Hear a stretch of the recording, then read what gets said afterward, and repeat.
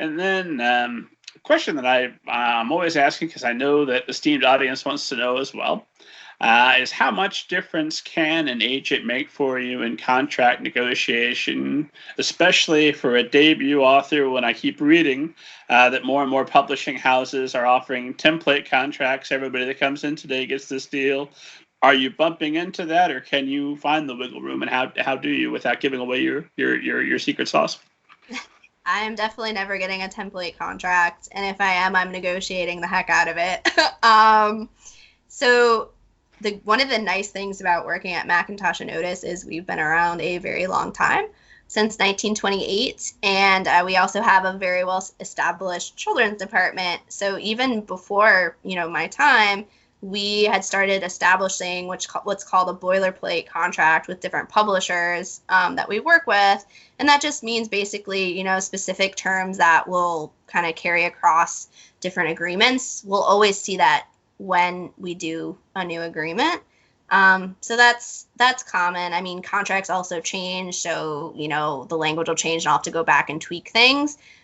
So there's always at least that, but every contract, even when we have a boilerplate agreement with a publisher, I'm still going through it with a fine-tooth comb, and they're also very different. The initial offer, the advance will vary a lot between different books and in different age ranges and, different experience levels for the author. The sub rights, meaning things like translation rights, audio, book club, all those things are things we negotiate in every single agreement as far as what the publisher can keep and what the author can keep. So, yes, I'm definitely not getting template agreements. And every agreement is looked at very closely and, negotiated to the best of my ability, because I think it's important, especially with all those sub rights, is, to keep as many as possible for the author and then try to sell those, because that's, more income for the author. They'll get a higher cut than they would if it was with a publisher. And also sometimes publishers sit on those sub rights and they don't really do much with them. And whereas I will actively try to sell them. So yeah, I definitely think working with an agent, you're going to get a lot better contract than if you're doing it yourself. And then are you going to be fighting for me, I assume, going forward after that initial advance to make sure that my royalties are correct and paid promptly and all that good stuff? Oh, you bet. Yes, that's very important because we do catch mistakes from time to time. Where, for instance, if you get a royalty escalator after a certain amount of copies sell, that they actually escalate the royalties and they don't keep paying you that initial royalty. So we have an accountant who is very closely looking at every statement that comes in, and I look at them before they go to the author as well. So make sure to catch any mistakes and make sure everything looks right. And how can you audit the publisher and make sure that the numbers they're giving you are a fair assessment of what the actual book's performance has been? Yeah, so if you feel like the amount of sales do not reflect how well you think the book is doing, that's always language that's in any publishing contract as far as how that would work, and that's something that we negotiate to make sure it's fair. So it's usually you get a certain amount of time to be able to say, hey, I'm going to audit you, publisher, because this is fishy, and, get an accountant to do that and run the numbers and look at their books and make sure everything is correct. So that we haven't had to do that, luckily. But if you did have to do it, is there a concern that, I guess I'm done submitting to you forever after that? Oh, I mean, if there's some kind of little errors will happen from time to time, and that's just part of it, and you're just catching that and making sure it's addressed right away and fixed, and you don't have that problem again.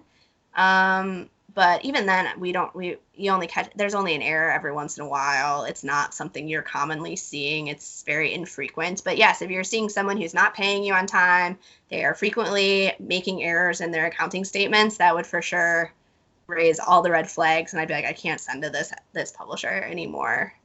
The author needs to get paid and in a timely manner. Well, in that same vein, not that this would ever happen with you or with any agent in your agency, but some scumbag agent in another agency We read these stories that they're sitting on the royalties, they spent the author's money. How can an author protect themselves? How can they make sure that because I assume that as the agent, you're getting the royalties to you and then passing them on directly to the author after you take whatever your negotiated rate is, right? Yeah, so the best way to protect yourself would be a lot of agencies do have an agency agreement that also protects the author and says, hey, we're going to pay you promptly. We're going to give you, the accounting that we get exactly from the publisher. So all the royalty statements, you're going to get those. So you see, hey, this is how many copies, this is the amount of money they sent us, and then this is the commission taken out. So, they're always getting the whole picture. But if you're not getting statements, for instance, you're not seeing those publishing statements from your agent, you're just getting a random check here and there, that's definitely questionable. Or if, in any contract, you can look at your contract too as an author, and you can see specifically when each publisher is sending royalty statements, and if you didn't get one, asking your agent, hey, I didn't get this statement. Was it sent late? Sometimes that happens where publishers get behind and they might come in a couple weeks later than expected. But yeah, to keep on top of those things too. But hopefully you don't ever have to worry about that. And you have an agent too, you're regularly getting your statements, twice a year. Everything is laid out. Yeah, that's definitely important.